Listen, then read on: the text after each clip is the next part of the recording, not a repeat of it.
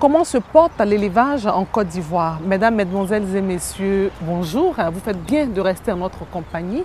Aujourd'hui, votre magazine agricole Braves Paysans mettra un point d'honneur sur l'élevage en Côte d'Ivoire. Les éleveurs ont décidé de se confier à nous. Ils veulent prendre leur destin en main. Des salons sont prévus cette semaine pour permettre au monde entier de constater les potentialités en matière d'élevage en Afrique de l'Ouest. Ça se passe de commentaires. Suivez ce reportage. La forte demande en produits carnés et les exigences des consommateurs face aux conditions d'hygiène de l'élevage et d'abattage des animaux préoccupent bon nombre d'éleveurs. Pour avoir une plus large compréhension de la filière bétail-viande, l'équipe de Braves Paysans s'est rendue au village 4 Croix, situé à près de 8 km de la ville d'Anyama, une commune en banlieue de la capitale, Abidjan. Le métier de l'élevage apparemment passionnant, certains éleveurs nous expliquent leur début. J'ai commencé l'élevage depuis très jeune, depuis mon pays natal, le Mali. Mon père même était l'éleveur et moi-même j'ai grandi dedans. Je suis venu ici en Côte d'Ivoire depuis 1978. Comme j'ai l'amour de la chose, j'ai continué toujours à exercer l'élevage. Ici en Côte d'Ivoire, j'ai commencé dans les années 92 par là. Ça me fait à peu près 13 ans que je fais l'élevage. C'est une passion, moi j'aime ça depuis à l'enfance parce que mes parents ont fait l'élevage. Donc l'élevage aussi, j'ai trouvé que c'est un investissement. Leur entrée dans ce milieu ne diffère pas les uns des autres. Du métier même, je suis mécanicien. Comme j'aime l'élevage, je suis rentré dedans avec des têtes. Et mes 2 têtes, là, je les ai mis avec un ami, ainsi de suite. Puis ça a évolué petit à petit. J'ai créé mon propre parc. Moi, je suis fils d'éleveur. Mon père était éleveur, il a payé nos scolarités dans l'élevage. Moi, ça m'a encouragé à aller aussi dans l'élevage. Toutefois, les expériences de part et d'autre sont mitigées. Pour donc mettre en commun les expériences et créer une saine émulation entre eux, ils ont, sous l'impulsion de leurs homologues de la région du Béret, précisément ceux de Mankono, décidé de se réunir en coopérative. Nous sommes en société coopérative depuis 2011. Aujourd'hui, depuis que nous sommes en société coopérative à Mankono, il y a moins de problèmes. D'abord, l'idée est venue du directeur départemental des ressources animales de Mankono, M. Yao Kwabran, qui nous a orientés vers ses patrons. Ensuite, on a été encouragés et aujourd'hui, ça va. J'ai été à Abidjan, j'ai dit à mes frères éleveurs de se mettre aussi en société coopérative pour quitter dans le formel.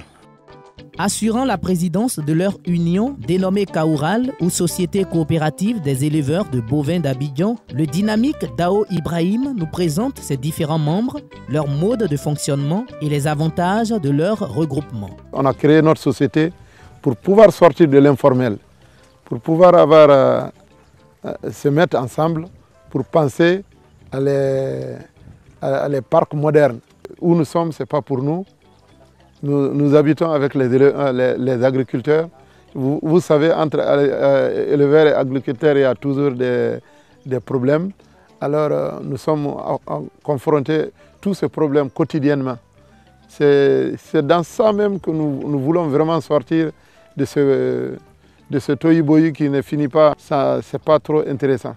Et c'est pour ça que nous voulons, on a organisé pour faire notre société Kaoural pour qu'on puisse sortir de ce problème-là.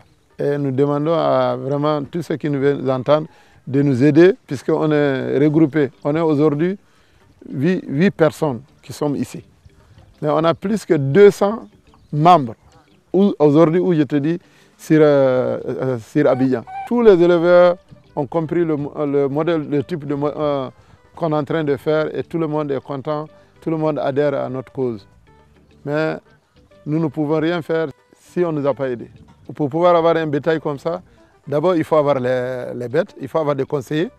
Et ensuite, si tu as les conseillers, il faut avoir l'espace. Bon, l'espace généralement c'est provisoire. D'ici où nous sommes, c'est Anyama.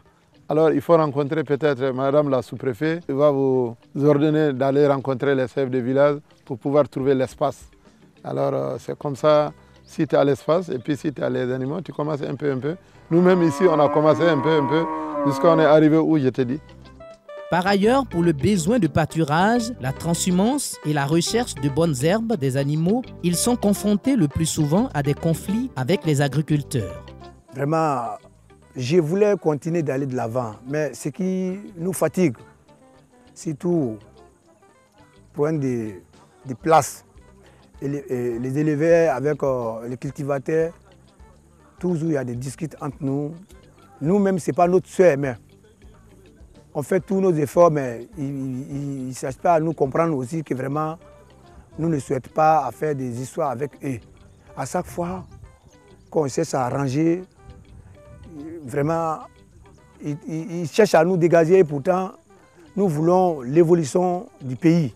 Bon, les difficultés souvent c'est avec les villageois, nos voisins, frères qui sont les cultivateurs. Vraiment, c'est les difficultés que j'ai vues avec ces villageois-là. Souvent les bêtes vont dans les champs. Souvent il y a d'autres qui comprennent. Ils viennent nous voir directement, que voir monsieur, votre bête est rentré dans mon champ, voilà ce qu'il a gâté. Bon, on s'arrange et puis bon, je paye une rançon. Bon, souvent, il y a d'autres qui ne comprennent pas. Ils viennent, quand ils voient les baies, soit ils la battent avec le fusil, et puis ils se cachent, on ne sait même pas. Il y a d'autres qui prennent machette pour les découper. Bon, voilà les difficultés, nous, j'ai croisé souvent ici. Malgré tout, leur secteur demeure rentable selon leur dire. C'est pourquoi ils exhortent les autres opérateurs économiques et surtout les jeunes à s'y investir. Le message que j'ai à l'endroit des jeunes, c'est de venir, comment on appelle, de venir à l'élevage. Hein. Souvent les gens pensent que c'est dur, c'est difficile. Non, moi je dis que l'élevage n'est pas difficile. Il suffit d'avoir la passion et puis surtout d'avoir le courage. Tu vois, moi j'ai commencé l'élevage, j'ai commencé avec environ 7 bœufs. Hein. Je suis allé acheter 7 bœufs. J'ai donné ça à un frère qui était déjà dedans. Donc les bœufs, j'ai laissé les bœufs pendant 2 ans. Après je suis parti le revendre et puis j'ai acheté maintenant les vaches. Et quand j'ai acheté les vaches aussi reproduisent chaque année. Au fur et à mesure, bon, j'ai fait un parc aujourd'hui. Donc je dis que bon, tout le monde peut rentrer dans l'élevage. D'abord, moi je conseille à tous les jeunes de venir dans l'élevage. Même si tu fais d'autres travaux au dehors, tu peux faire ton élevage à côté. Et puis ça va marcher. Il lance ce message à l'endroit de la jeunesse ivoirienne de s'impliquer beaucoup dans l'élevage pour que la Côte d'Ivoire s'autosuffise en protéines animales. Le message que nous voulons lancer à l'endroit de la jeunesse, l'élevage nourrit son homme. Si vous le suivez, vous ne regrettez pas. Alors j'invite à tout le monde, surtout les jeunes, de ne pas prendre ça pour penser que l'élevage est faite pour Pierre ou bien Paul. L'élevage est faite pour tout le monde. S'il le fait, ils pourraient s'en sortir. Il suffit seulement que tu aies les bonnes bêtes et puis tu as les vétérinaires qui essayent de les suivre et ensuite avec la nourriture, tu es parti.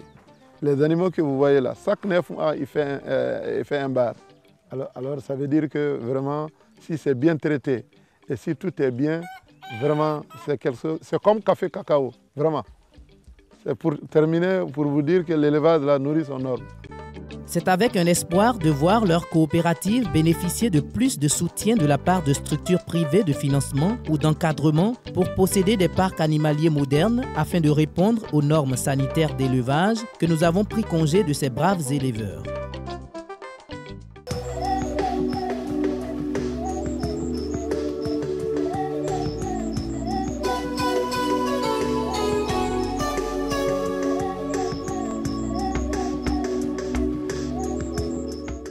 Il faut que le gouvernement aide les éleveurs pour ne pas qu'on importe la viande parce que l'élevage est très important.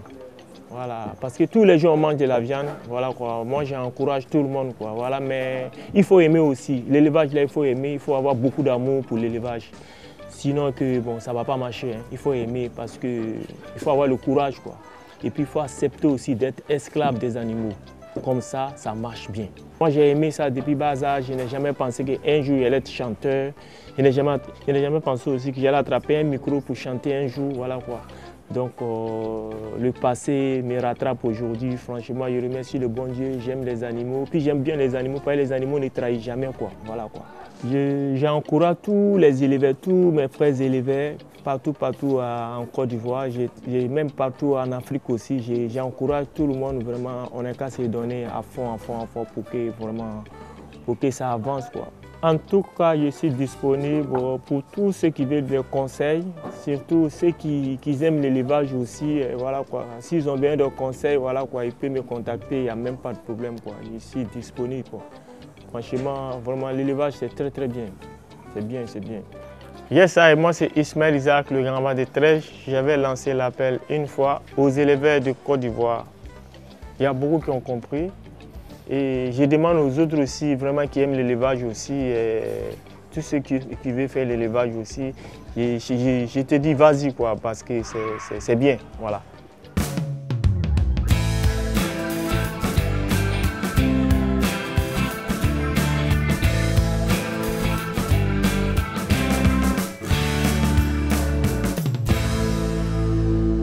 Bakayoro Lucie, au départ commerçante de pagne, aujourd'hui agricultrice par excellence et surtout grande productrice du vivrier, ne laisse personne indifférent par ses actions parmi les siens.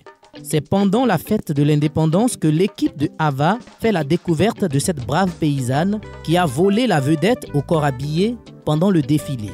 Elle a pratiquement présenté tous les potentiels agricoles de sa région. Afin d'en savoir plus, Ava lui a tendu son micro.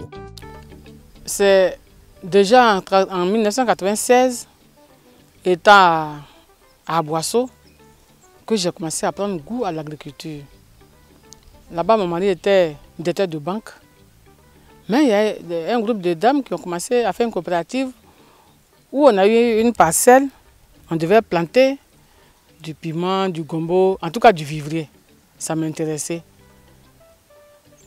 Je suis rentrée dans ce groupe-là, dans cette coopérative. On a beaucoup planté. J'ai beaucoup aimé. Et puis par la suite, je suis partie à Abidjan. Alors que je faisais mes voyages, je faisais le commerce. Je partais au Ghana, au Togo, au Bénin, au Nigeria. Je faisais le commerce de paille, de chaussures et autres.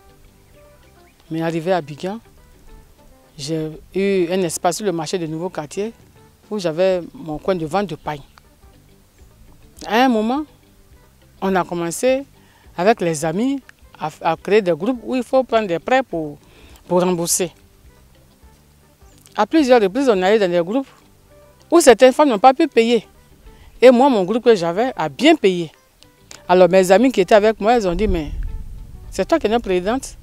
Puisqu'on va ailleurs, c'est toi qui nous emmènes. C'est nous qui payons, les autres ne payent pas. Alors pourquoi tu ne pas créer notre groupe à nous? C'est comme ça est venue l'idée de créer la coopérative à Mounian. Aujourd'hui, on a 3 sections dans un village qu'on appelle Bézio. Et on a une section à Kiriao, on a une section à Takwaibli. Régulière dans son village, Dame Bakayoro a réussi à organiser toutes les femmes en coopérative pour éviter que celles-ci la jalousent et aussi lutter contre la pauvreté. Pour le moment, on est un groupement à Gagnois, dans le village de Grand Bassi. Il y a 2 groupements qui sont vraiment en train de frayer le chemin pour arriver, pour qu'on aille les installer. Donc là-bas, on peut avoir 3 ou 4 groupements. Mais pour le moment, il y a un groupement qui est bien installé. À Oumé, on a un groupement qu'on vient juste d'installer. Là-bas, elles font le manioc, elles font le maïs, elles font aussi le piment. Je viens de leur envoyer des semences de piment, d'aubergine et de gombo. Mais déjà, elles font le maïs, elles font le manioc. À Fakobli, pour le moment, on fait le piment. Mais chacun, le piment, ça c'est un groupe, mais chacun a son champ de manioc. Au commencement, elle est venue nous voir. À ce moment, nous tous nous partons au champ. On ne savait rien. Aujourd'hui, Mme Bakayoro, elle est venue à Takwaibli pour nous réunir. Elle a des clients. Elle est venue nous réunir. Elle nous a financés et on a commencé à travailler. Pour certains membres, c'est une femme exceptionnelle dans le sens où elle les aide dans les moments difficiles, surtout en leur apportant des semences. Le groupe même là, on faisait des champs de riz. Maintenant, elle est venue, elle envoyait des produits, les semences de piment. Elle nous envoie les produits pour mettre dessus. Elle travaille avec nous. Fatouma Bakayoko loue le courage de Lucie Bakayoro car, selon elle, Elle leur apporte le soutien, mais travaille avec elles dans leurs champs. Madame Baka Lucie, la présidente d'Amounia, est venue nous dire, je suis venue pour que je vous associe. Je vais vous associer à problème des piments. Mais les piments là, je pense que vous envoyer les grains. N'écris pas votre nom avec l'argent. C'est moi qui fais tout. Donc c'est elle qui a envoyé problème des piments au village de Kiriaou. Donc elle a bien fait. Elle nous a aidés. Elle fait tout pour nous. Grugée par plusieurs femmes et donc méfiante, Bakayoro explique la stratégie utilisée pour les convaincre et les motiver. Dans un premier temps, je sais que pour faire une coopérative, il faut que chacun paye sa part sociale.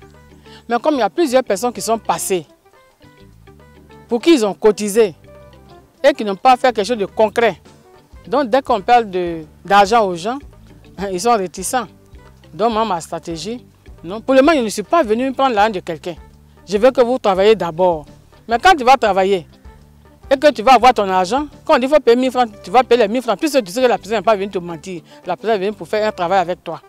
Moi, je leur dis que c'est le travail qui paye.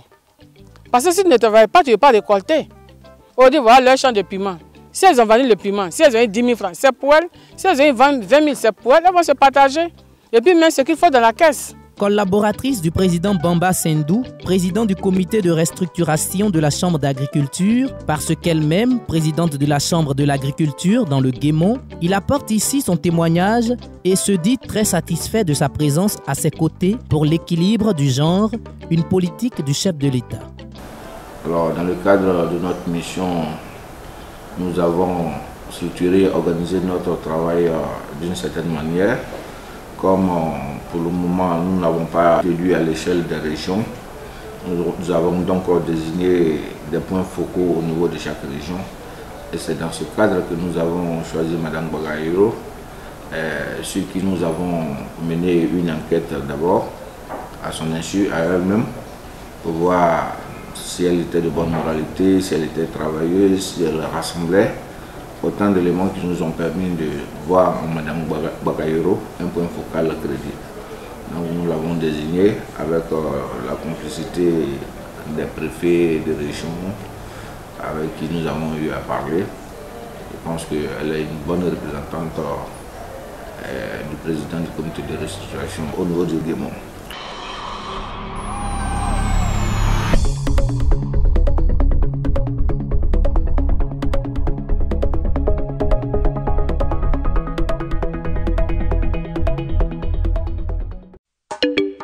Afin de contribuer à la vulgarisation et à la distribution des produits finis made in Côte d'Ivoire, les agriculteurs exerçant dans de petites et moyennes industries et sociétés coopératives qui opèrent dans la transformation de produits agricoles ressortissant de la Chambre nationale d'agriculture avec pour acquis un opérateur économique privé ont organisé la cérémonie d'ouverture de lancement de la boutique paysanne dans la commune de Yopougon-Niangon Sud à Abidjan.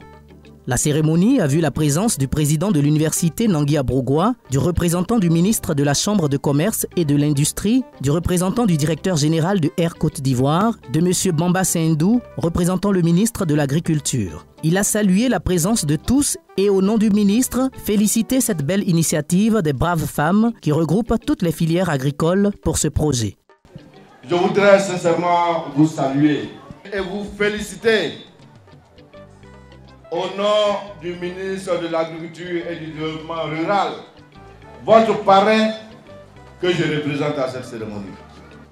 À la vérité, vous logez vos pas dans les pas de son Excellence Alassane Ouattara, qui veut que l'agriculture soit la locomotive de l'émergence à l'horizon 2020.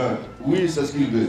Madame Kassi, porte-parole des fournisseurs, a pour sa part traduit son entière satisfaction car à travers ses boutiques paysannes, les produits transformés du terroir seront connus des consommateurs. Madame Kwasi Flore, épouse Lago, présidente du comité de gestion du projet, invite tout un chacun à contribuer fortement à l'autonomie financière de la femme ivoirienne, de faire de la boutique paysanne le leader de la chaîne de distribution des produits transformés ivoiriens.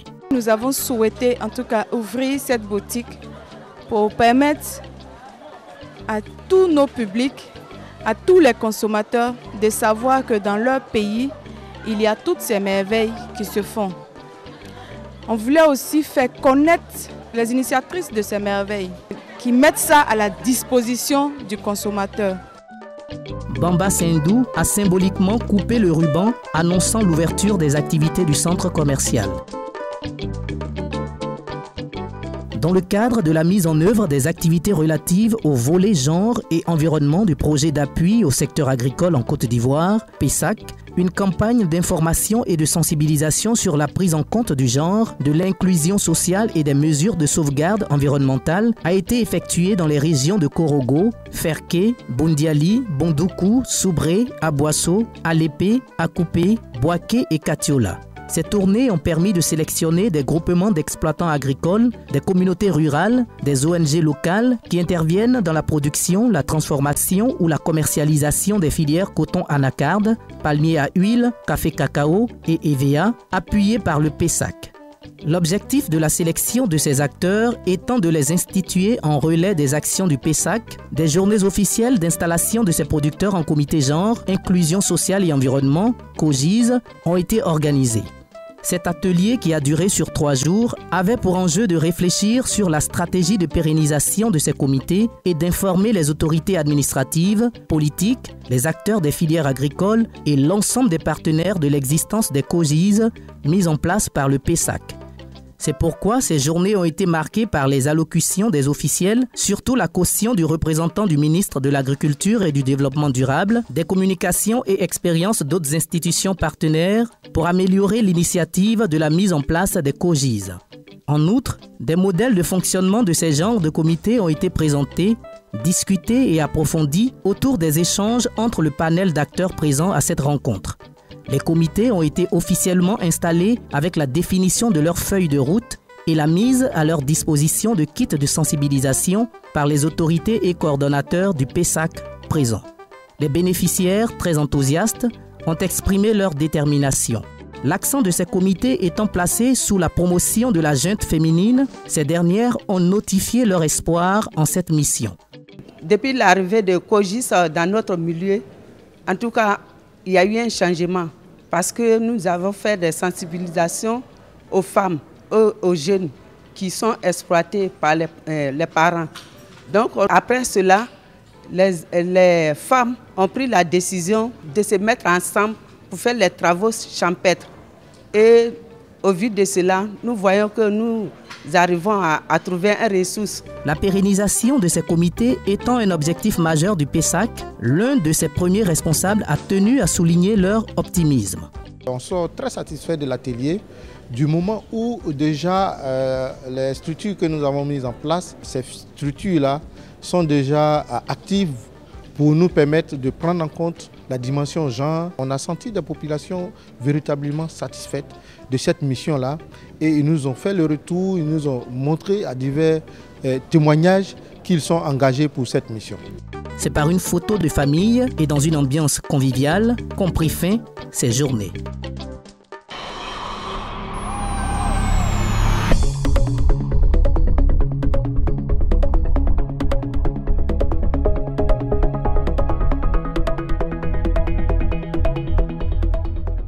Nous sommes au thème de nos 26 minutes. Rendez-vous est pris dans 15 jours. D'ici là, n'hésitez pas à nous faire parvenir vos avis et suggestions à l'adresse qui s'affiche au bas de votre petit écran.